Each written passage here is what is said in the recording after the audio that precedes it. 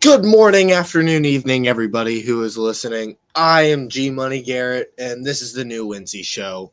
I hope y'all are having a wonderful day. I hope y'all are having a wonderful night, morning, evening, whenever you're listening to this. I'm hoping to bring a great show to you guys today. Uh, my new handles on Twitter. I have the new Wincy Show on Twitter and new Wincy G for me. And today we're going to dive into why the Bengals still run the AFC North. I don't even know why there's a doubt. And going into summer break for NFL camps, mandatory mini camps just ended. We have voluntary camps, stuff like that. And going through all these different teams in the AFC North, I don't really know why we still have doubts about whether or not our team is capable to withstand the incredible power that the AFC North has, and I'm going to break it down for you today. So, before we get into that, I want to go more into this whole show as a social media, like in a social media realm, and I'm open for all of you guys. Let me know what you want to hear. If there's anything you want to hear me talk about in the off season, if there's anything you guys think that could be really important, I want to know what you guys want, and I want to be able to give you guys the content that you deserve. And the best way you can reach me at New Wincy G at NEWWINCG. And for this show, the New Wincy Show at New Wincy Show, NEWWINCYSHOW. New Wincy Show, New Wincy G. Let's get right into this. And I want to go through all these teams individually before we hit the Bengals, just to kind of go through and see what we would be up against 6 times in a year in this 2022-2023 season. And the biggest question marks right now are blatantly obvious for some teams and are very well hidden for others. We're going to get into all that stuff. Browns, Steelers, Ravens, and of course, since he still has the AFC North on lock. I don't really know who is doubting them. I have not doubted them. I know everybody was telling me, "Oh, the Bills are not better than the Bengals," and that's not what I meant when I put in power rankings. Please just hear me out on that. I'm not saying that the Bengals aren't better than the Bills. I'm saying if we were to rank them on paper in a vacuum, looking at them on paper, not putting them head to head. If I had the Bengals versus the Bills in a head to head matchup, which we will see eventually, I have a hard time betting against the Bengals right now. I don't really see a lot of flaws.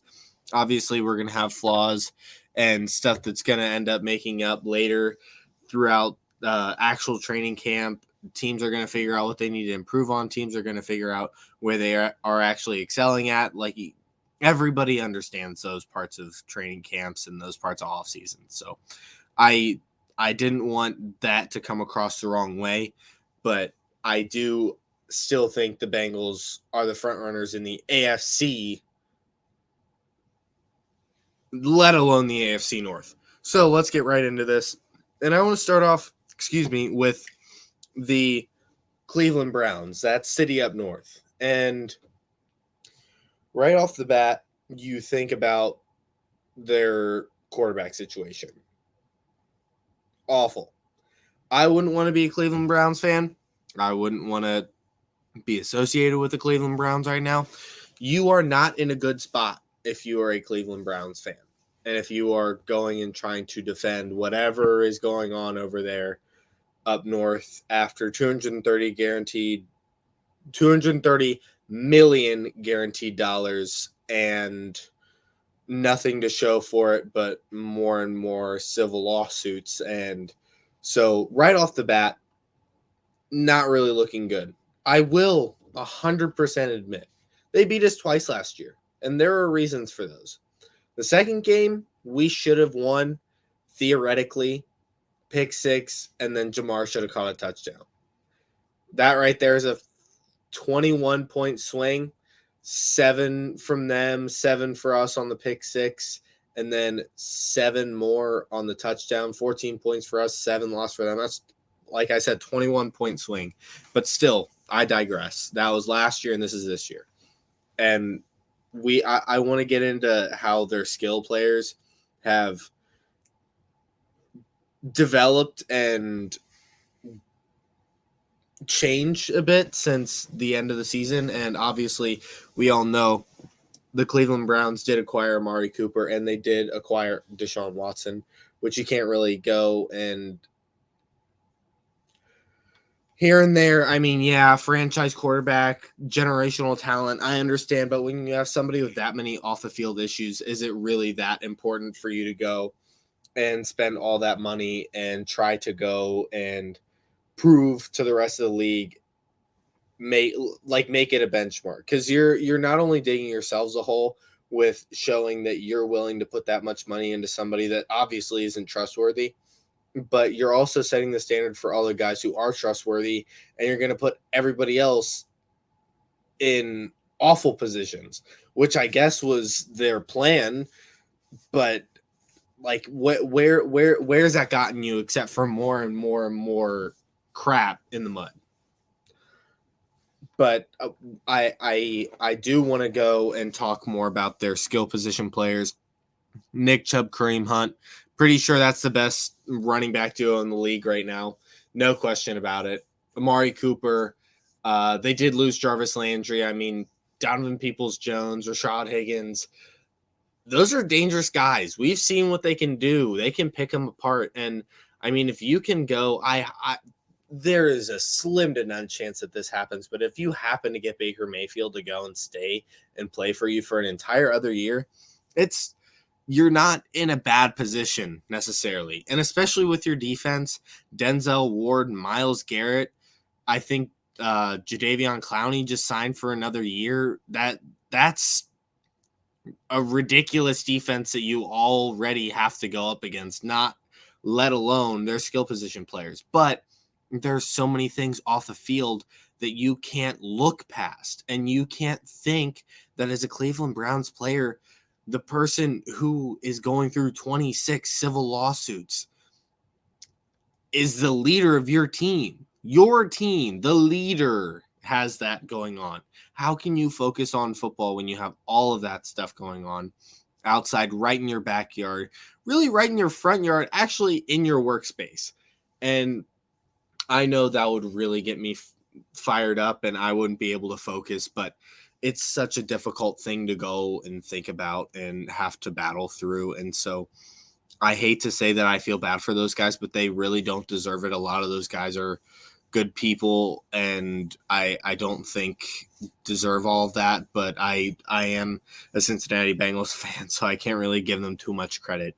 And right now, I'm not necessarily – this isn't an AFC North ranking. This is just why I think the Bengals still run the North. And obviously, if we had to compare them right now, I would still take our skill position players. It's really hard to go up against the best wide receiver trio in the league, a top 5 running back, top 5 quarterback, improved offensive line, and improved defense, which I really didn't think was possible because our defense played really well, but we patched up our holes. We got Cam Taylor-Britt, Dax Hill in the draft. We go and Chidobe Awuzie, Mike Hilton, they're coming back. Hopefully we're able to get something done with Jesse Bates. Obviously we've talked about that earlier on the show a couple episodes back, but it's something that you start comparing them on paper, and it's like, not only are we the better team on paper, but we have the team chemistry to keep getting better and keep improving. I still haven't heard anything from our team where we're like, oh, we don't know where this and that and the other thing is. Joe Burrow's already said they're on lock. Like, they're in go mode. We're not stopping. This is this is just the beginning, and I honestly think this is the start of another Bengals or another dynasty in the NFL if we can get a couple things to go right. I said that last year in my show, New Jungle podcast. If anybody has listened or remembered any of that, but I said that we needed a couple things to go right, and we were definitely in contention for the playoffs, and we had a lot of things go right, and we had a lot of ability to go, and obviously we made it to the Super Bowl, and we were a drive short of winning that game. So when you go and look back at the fact that we have only made improvements, it feels like, other than the Jesse Bates situation, it's really hard to go and try to put up a team that you have no idea what's going to happen, not only in their quarterback situation, but in their locker room chemistry, in their front office. Kevin Stefanski's still a good coach, but it's hard to put a team up against us right now, especially with all of those off the field issues. And moving on to the Steelers,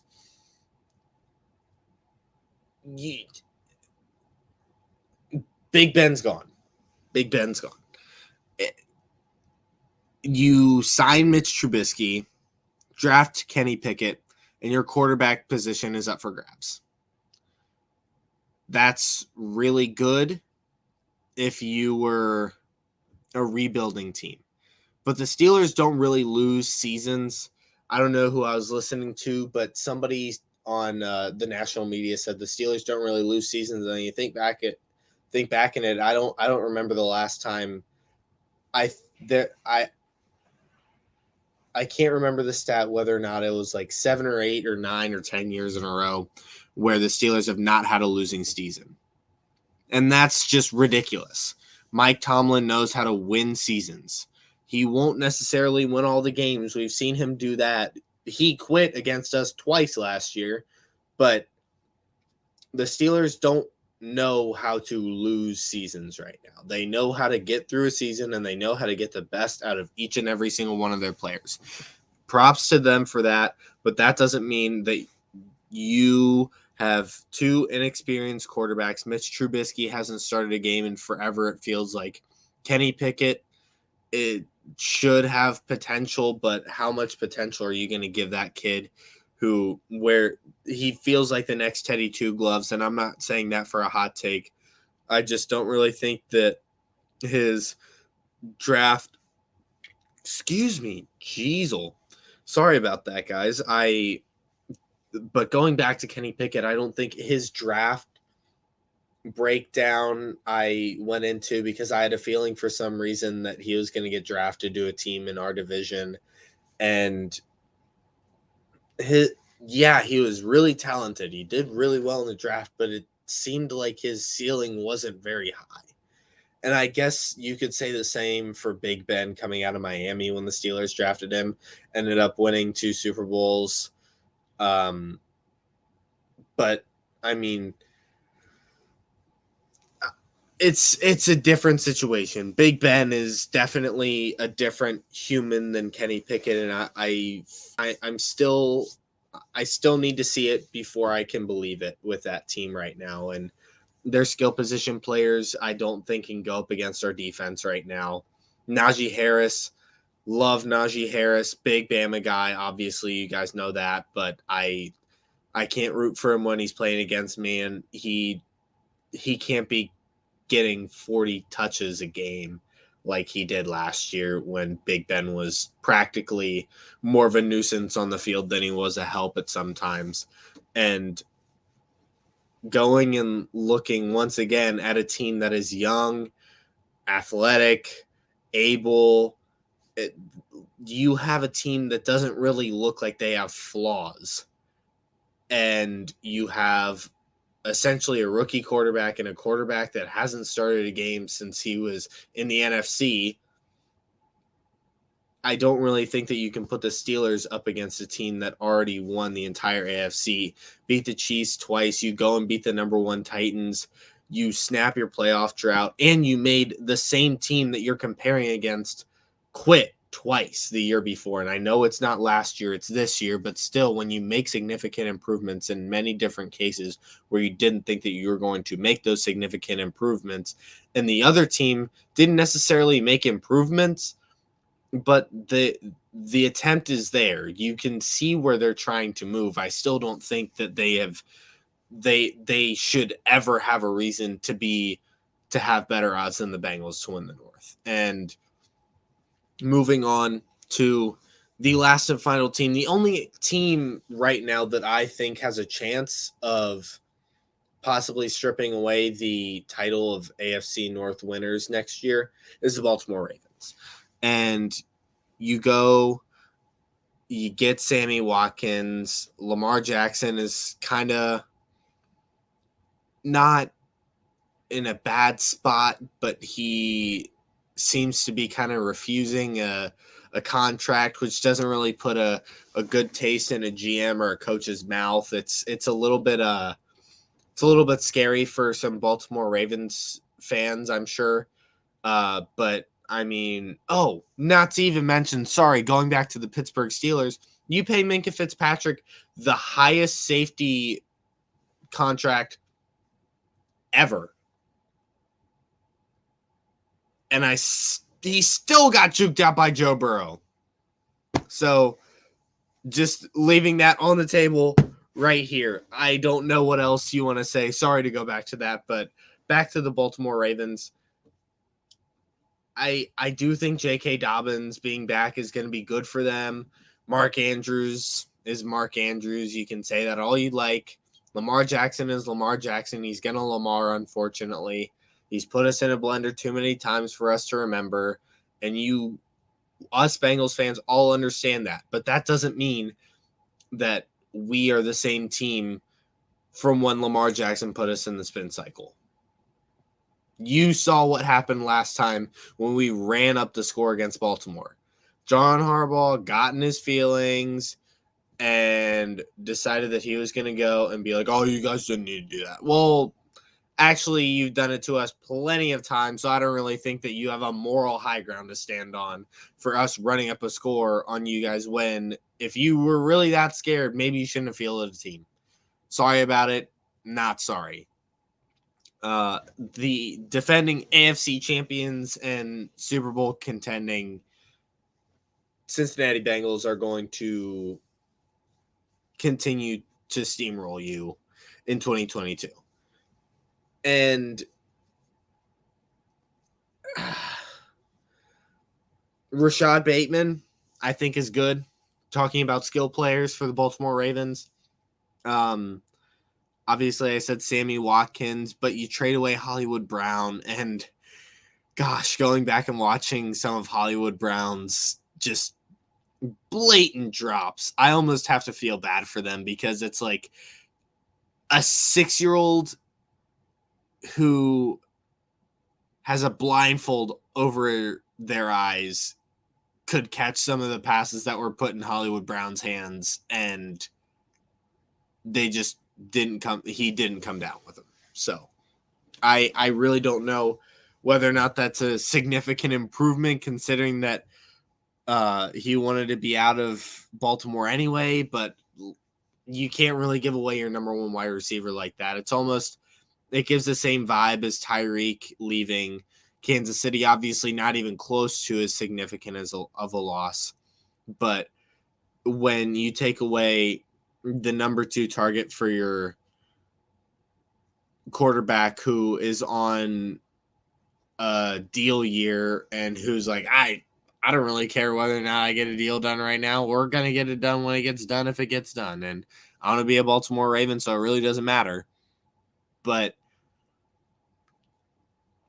it's really difficult to kind of overlook, once again, putting them on paper, the Bengals versus the Ravens. Where do you see a spot that the Bengals don't at least match or outreach the Ravens in position battles, coaching battles, player camaraderie? Obviously, John Harbaugh wasn't really very thrilled when he was going through Lamar having his little hissy fit and not really taking his deal when he probably should have taken his deal and blah, blah, blah, blah, blah. But it's not anything that you can gloss over. And going through all these teams, you look at position battles on paper, and then you look at different schemes and how you look down at the film from last year where Joe Burrow was just picking some of these teams apart. I mean, in the first Ravens game, Joe Burrow was finding open holes that I don't think the Ravens even knew they had open. You find CJ Uzama 40 yards down the field and you realize, how do you get a tight end that wide open? And you pound the ball against the Steelers twice and they decided, okay, we're done. We'll just lay on our backs. Cleveland, they beat us twice. Whatever. Your quarterback is probably in court right now. So I don't really know what you're going to say to me that's going to who's going to be your starting quarterback? Jacoby Brissett? Case Keenum again? Baker Mayfield, who would rather move to the middle of Alaska than play for you again? Yeah, I really want to see how these predictions for your starting quarterback are going to go. But I mean, this Bengals team is legitimately, after all, seeing all these mandatory mini camps, you see all these rookies balling out right now.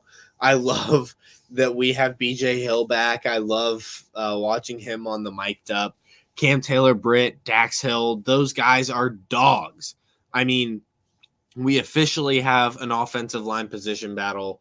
And I have heard a couple times on some different shows where we are, in fact, one injury away from Hakeem Adeniji starting us again, which I don't really think that's necessarily a bad thing because I don't think Hakeem had a bad year last year necessarily, but I think like the only bad, not even bad, but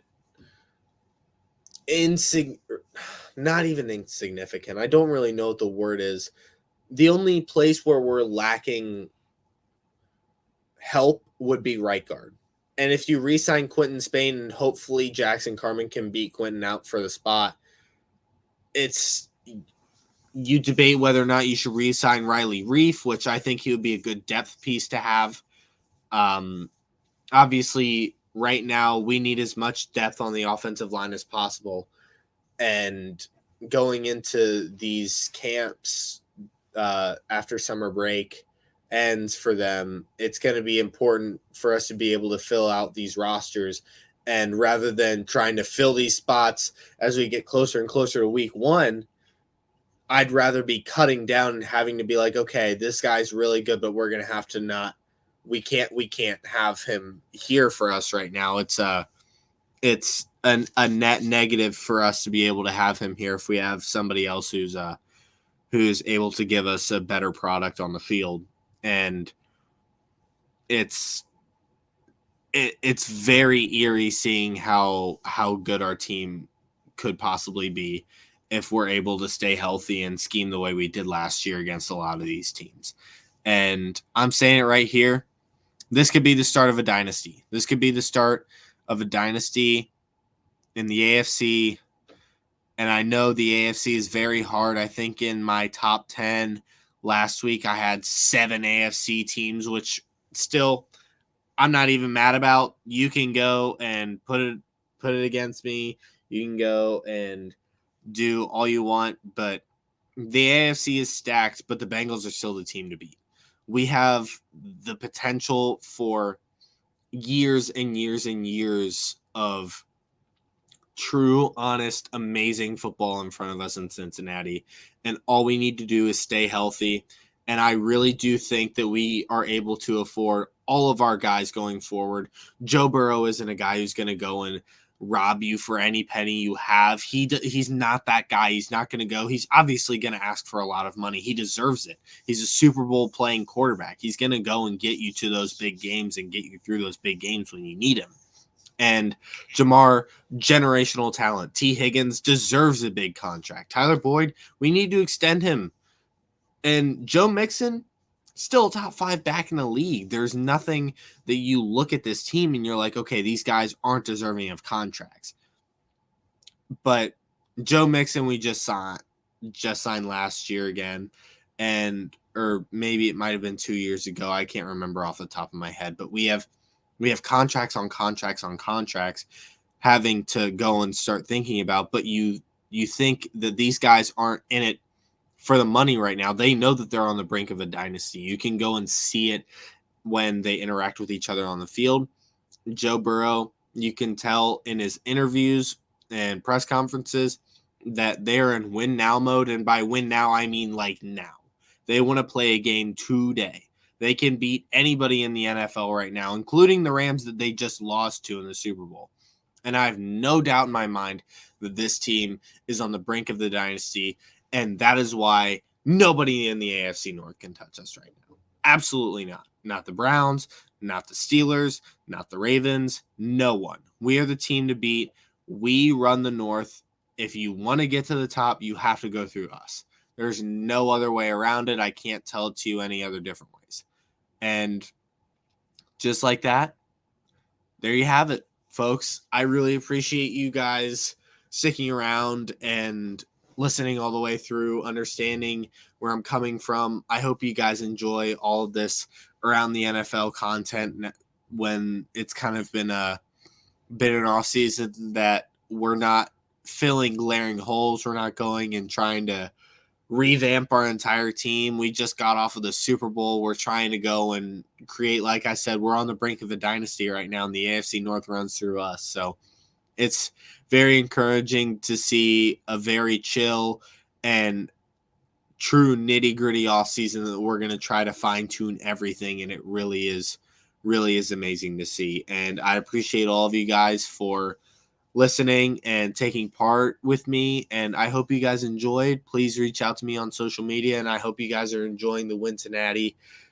shows, and I hope you guys go and listen to everybody else, Eric Zim and everybody else, Ace, everybody on the channels, and go check everybody out. Thank you guys so much. I appreciate it. Good morning, afternoon, evening to everybody, and